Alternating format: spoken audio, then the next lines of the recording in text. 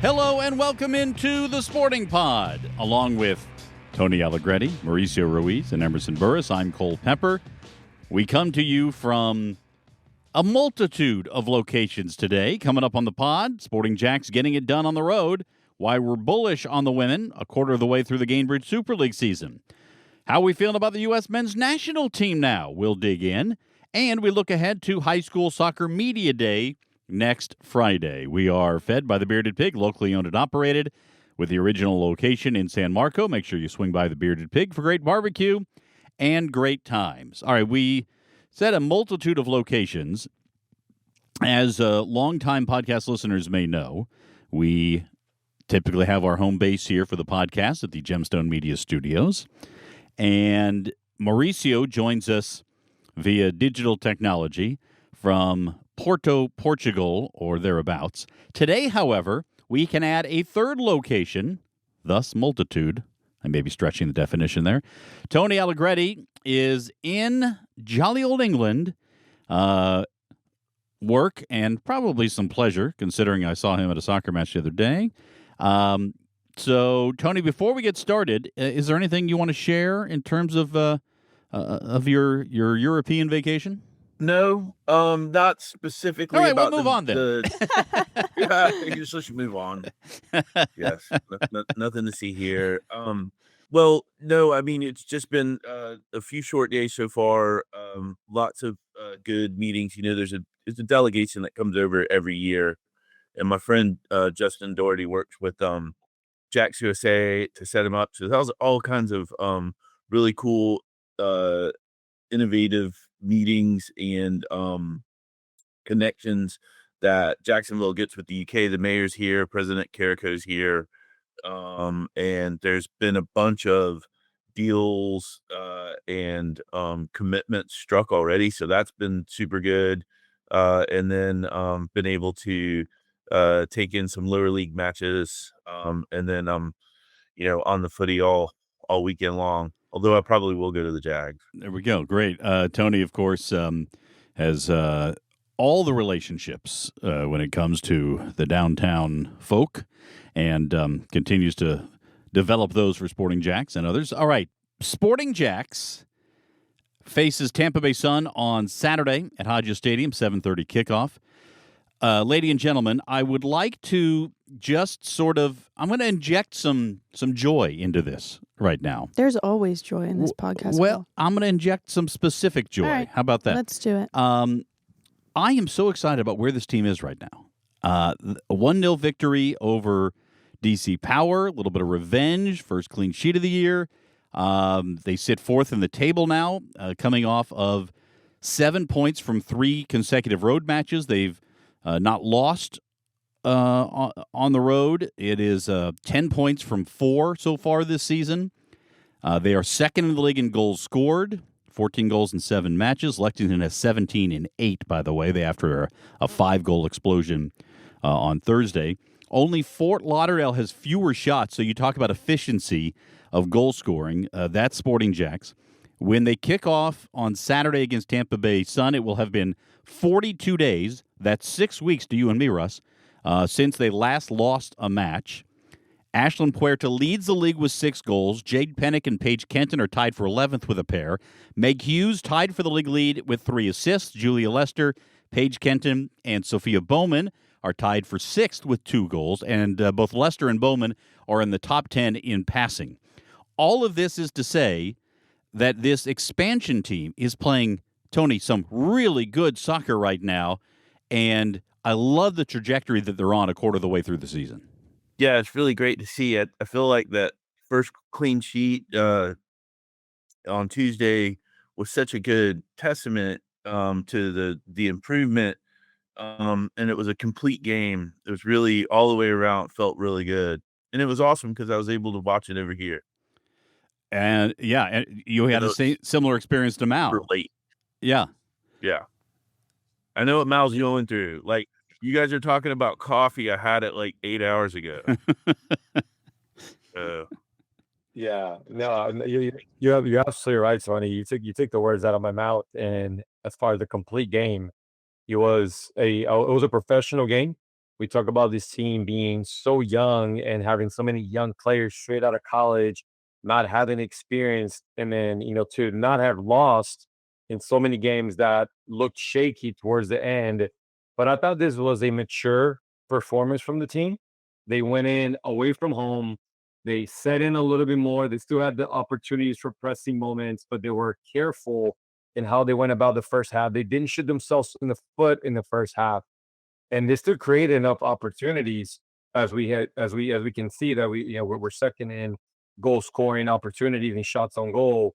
And then towards the end, we just locked it in, right? When we had finally had the lead, that's been a bit of the Achilles heel of this team is how do you handle being ahead? And I thought it was handled beautifully with a small margin, 1-0 on the road. The DC is still pressing on. So really good performance overall, not just from a performance that meets the eye, but the little intangibles around the performance, how you manage time, how you delay things a little bit. So some really good professional performance from a really young team. Well, they took everything that I was going to say. One thing I will say is I think that we tend to get too comfortable, and we didn't get comfortable when it came to DC, and we didn't give up any goals. And so I think going into this Tampa game with all of these great accolades that we've managed to accomplish over the last couple of weeks, we can't let off the gas. And so I think we need to just keep the momentum going, and the expectations are high for this next game. I think one of the real keys against Tampa Bay is going to be how they strike that balance between being aggressive and attacking and defending as well. And they clearly worked in the time leading up to that game on Tuesday in D.C. On the defensive shape and all of that, and it paid off. Now, can you turn it back up the other way a little bit? Yeah, the pieces are coming one by one. We're accomplishing different things in every game. Now we need to put all of the pieces together and continue to work as one cohesive unit. Should be fun. Becky Burley will join me on the broadcast. Emerson will be on the sidelines. You can watch that game if you are in Europe on the USL YouTube channel. If you are in the greater Jacksonville area, you can watch it on Channel 4. And if you are anywhere else in the United States, you can catch it on Peacock, 7:30 kickoff from Hodges Stadium on Saturday. Or you can come out to the game. This might be a great time to start your Sporting Flex Pack. Any 4 matches helps you save on the single game ticket price. 4-game Flex Pack start at just $60.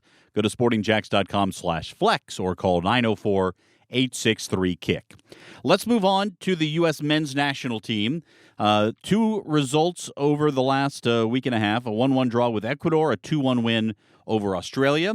Sporting JAX head of performance, Steve Fell, was there, got back in time for practice on Thursday, was right back to work. Let's take these one. It has been a tumultuous relationship for Emerson with the U.S. men's national team. Where does the situationship stand now? Well, after the Gold Cup, I had said that they had really started to gain my respect back. And then after some friendlies and so on and so forth, they really are starting to gain my respect back. But I was disappointed in the 1-1 draw, I will say. But slowly but surely, I'm still hanging on by a thread. I'm still rooting for them.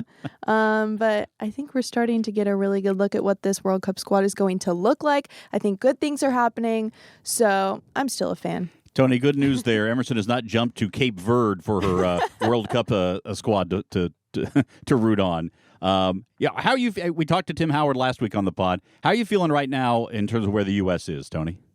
Well, I'm okay. I'm improving. I still think that I think it's an advantage to be underdogs, right? So I'm fine with it not, us not being world beaters right now. And in fact, there's not too many clubs that we're going to be favored over right now. I think if we keep improving and we get a couple good breaks and we have a home-ish crowd over the next summer, it could, we could surprise some folks and make a little cheeky run at it.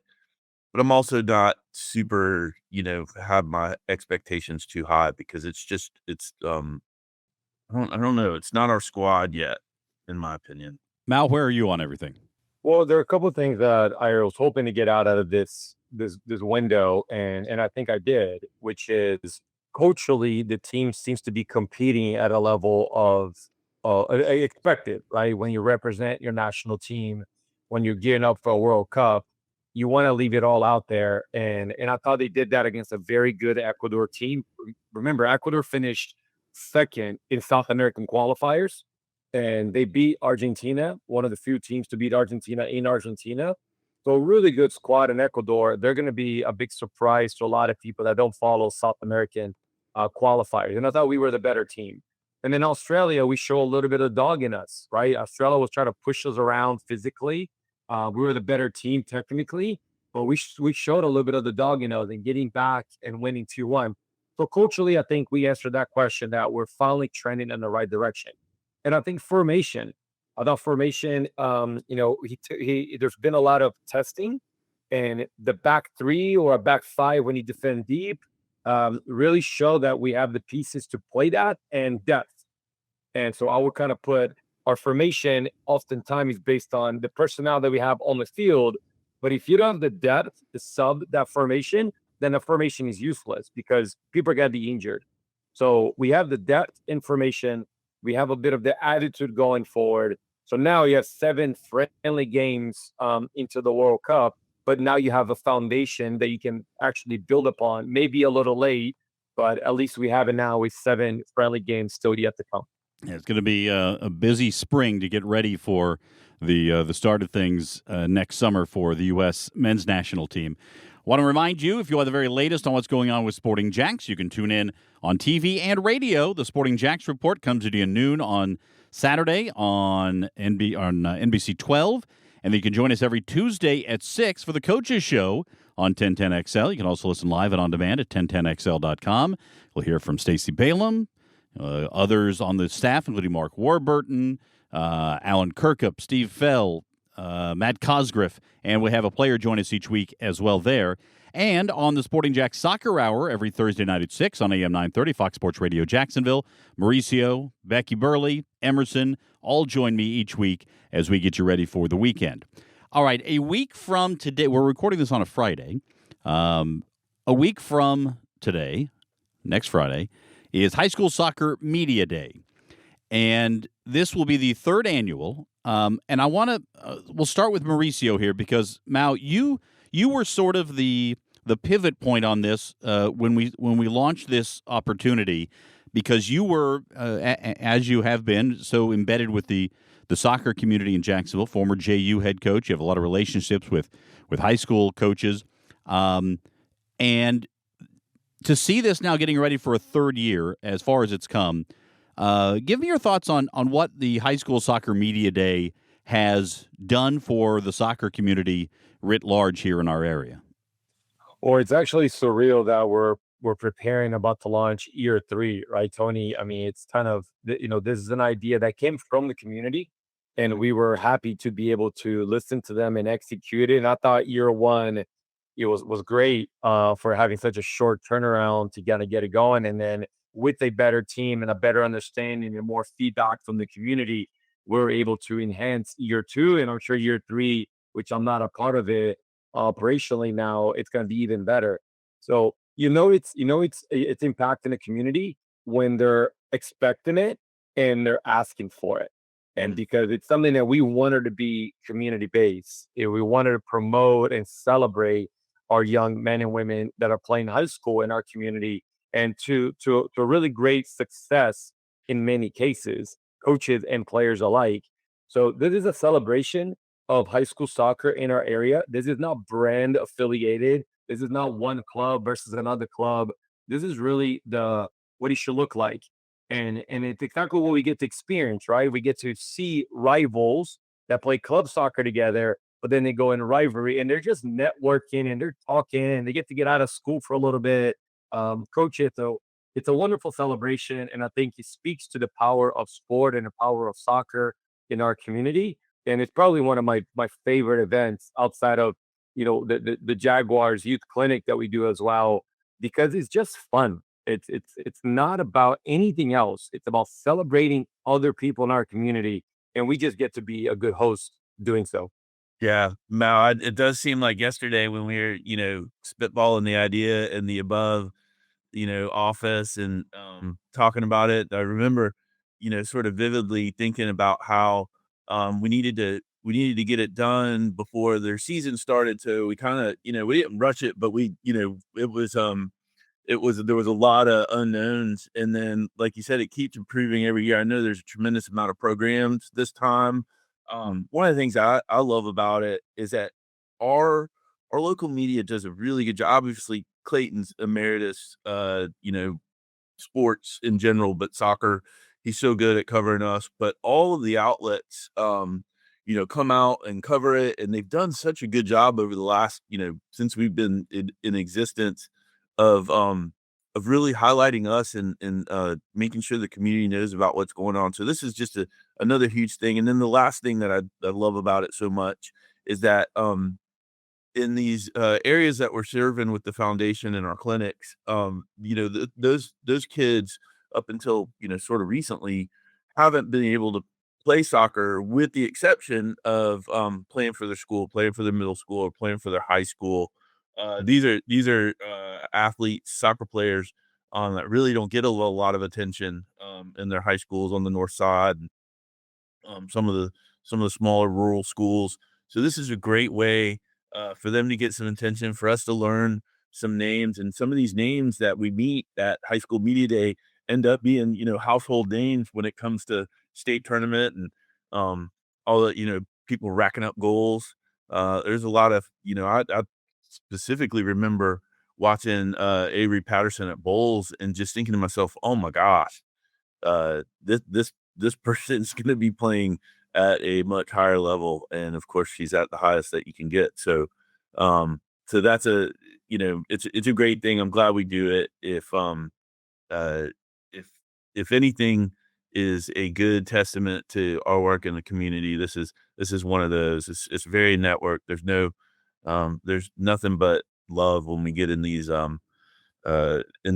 interviews and take these pictures, and just a lot of fun content. One of the things that I was wondering about this week, now that we've had a couple of years under our belt, is what was this experience like for the players who have gone through this now for the first time? When we put this together, we did some research, and we're not able to find any other city in the country that has had a specific high school soccer media day for high school soccer teams. There have been some that have had, for different tournaments, and some, maybe a club media day here or there. But just for all the high school athletes and coaches to be available, we think this is the first of its kind.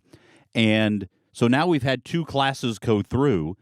And Emerson, one of the players who went through this as a high school player, still in high school, but Haley Smith, an academy player now for Sporting JAX, and you had a chance to talk to her about that experience. Yeah, I did. I just asked her what her overall thoughts were, and she said it was great. She was blown away by the experience last year, and she thought it was a great way to get her name and face out into the community. And also, she said it's so fun to meet people from other schools that have the same goals and dreams that she does. And so she said it was so fun meeting girls from other schools and kind of connecting and networking with them and becoming friends outside of soccer. And so she said it also really prepared her for Super League Media Day, because she said she would have been a lot more terrified being with all the older girls and being super intimidated. But tune in to the Sporting JAX report this weekend to hear more from Haley. All right. Love that. All right, let's get to our Premier League contest. Last week we didn't have any games to pick because of the international break, but we have matches this week. We have Saturday matches, a couple of Sundays, even Monday to choose from. So let's review where we are in the standings. Tony, with 12 points, is on top. The rest of us have 11 thus far. A reminder, you can only choose the same team twice to win. And so let's go with Tony, our leader, to lead us off with his pick. Yeah, so, I don't know if you guys noticed this week, it's not super easy. There's no real glaring ones. And I've got a kind of, I don't know, it's not a moonshot, but I just kind of feel like, so I'm doing Brighton over Newcastle. I feel like Brighton's a little bit Yeah. Well, I don't think Newcastle's as real as they think they are, and I think Brighton's a little more real than many people think right now. And it's at Brighton. I'm not super like. I'm glad we don't have to wager any kind of like points on it or whatever, because I don't know what I'd do. But that's what I'm going with. I do want to shout out. So while I'm over here, I'm very thrifty, and I basically have a flat above a pub that's inexpensive, and in the pub I talked to the guys, and there's a Rick and Morty looking couple that's down there every day, and I talked to them about who I should pick for the pod, which I'm sure they're now listening to. And they really were pushing Palace over Bournemouth. So just if you were wondering what the pub's saying downstairs, I didn't go with it though. I'm more confident in Brighton than I am in Palace right now. So. All right, Mauricio. Right before you said that, I just feel like I will be jumping on the bandwagon, but I was about to change my pick to the Palace over Bournemouth, but I'm going to stick to my original gut. I'm going to go Leeds over Burnley. Yeah. For the week, yeah. But Emerson? you're right. There are not many glaring easy ones out there this week. Mm-mm. I'm also going with Leeds over Burnley. I was between that game and then picking Sunderland over Wolves, but I feel like I can't keep picking teams that are towards the top of the table, so I'm going Leeds over Burnley. So Sunderland is toward the top of the table. Right. I think they're in 7th coming in, and a bit of a surprise, for sure. Wolves at the bottom of the table. Yep. And that's where I'm going, because again, you can't just pick the same teams over and over. We've limited this to 2 picks per, and I thought, boy, if this is a time to pick Sunderland, hey, if it holds up and they wind up, having a great season all year long, then great. But I want to pick them while they're hot and while Wolves is really struggling. That being said, it's always a bit dangerous to start picking against the team at the bottom, because this is a team that's going to be hungry. I mean, they are looking for their first victory. They have not won yet all season long. But I'm going with Sunderland. And they're not bad. Yeah. I mean, Wolves aren't really that terrible. Like, so I agree with your pick. I think if you got to get a sneak of Sunderland in there. But Wolves is definitely going to have their first win at some point. So Sunderland 9th, by the way, I should update. And Tony, this is a fear pick a little bit. It's trying to be tactical, but it's a little bit. It's got me concerned. I'm not in love with this pick, so we'll see how it all plays out, and we'll keep you updated next week. All right, that will do it for this installment of the Sporting Pod. Tony, any international breaking of format? Yes, thank you. So I'd just like to say that the 50-50 raffle will be live soon if it's not already posted. You can play from the match at the stadium or from home, and do not have to be in attendance. And so everything's the same on Saturday, and we are putting those resources into our new set of clinics, which are coming up November 4th through the holidays. And then really looking forward to a big ribbon cutting before Thanksgiving with our new facilities. So go Foundation. Good stuff. Go Foundation. All right. That will do it for us here on the Sporting Pod. For Emerson Burris, Mauricio Ruiz, and Tony Allegretti, I'm Cole Pepper. Thanks so much for listening, and we'll talk to you next time right here on The Sporting Pod.